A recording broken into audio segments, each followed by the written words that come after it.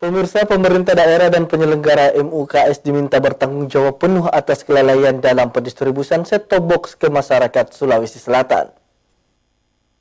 Menghadapi berbagai tadi ada bahasa-bahasa badai. Untuk kesekian kalinya wacana transformasi penyiaran dari analog menjadi siaran digital kembali jalan di tempat. Setelah pada tanggal 20 Mei kemarin, pemerintah yang harusnya memutuskan jaringan analog switch off wilayah siaran Sulawesi Selatan 1 terpaksa kembali diundur akibat pendistribusian set-top box atau STB belum merata.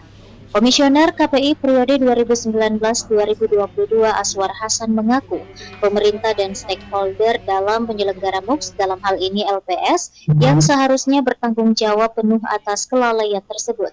Pasalnya dari target 90% penerima STB gratis di Sulsel hingga saat ini baru berjalan sekitar 65%. Tidak adanya koordinasi dan penekanan yang baik terhadap penyelenggara MUKS sebagai pihak yang mendistribusikan STB berdampak belum ada kejelasan kapan pemberlakuan siaran digital secara menyeluruh. Kalau masyarakat sebenarnya dari berbagai riset yang dilakukan oleh berbagai pihak itu sebenarnya sudah siap. Persoalannya adalah pemerintah dengan stakeholdernya yang memiliki kewajiban untuk mendistribusikan STB sebagai sebuah perangkat yang harus melekat di televisi masyarakat supaya bisa menerima siaran digital, itu sampai sekarang lambat. Data informasi yang saya dapatkan dari seluruh Indonesia yang merupakan kewajiban pihak pemerintah dan segenap stakeholder penyelenggara MUKS untuk melaksanakan kewajibannya membagikan STB secara gratis ke masyarakat miskin yang jumlahnya sekitar 6 juta lebih, itu baru terlaksana kurang dari 10%. Bayangkan. Di Sulsel ini, Pak? Di seluruh Indonesia.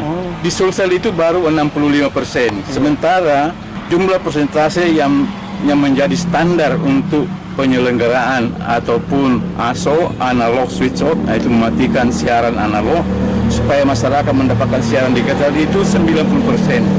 Nah, pemerintah telah menjanjikan bahwa di Sulawesi Selatan yang sudah sempat tertunda, itu akhirnya tertunda lagi karena pemerintah yang mengagendakan pada tanggal 20 Mei akan dilakukan ASO di Sulsel dan beberapa daerah sekitarnya seperti Jenek Ponto, Pangkep, dan Takalar.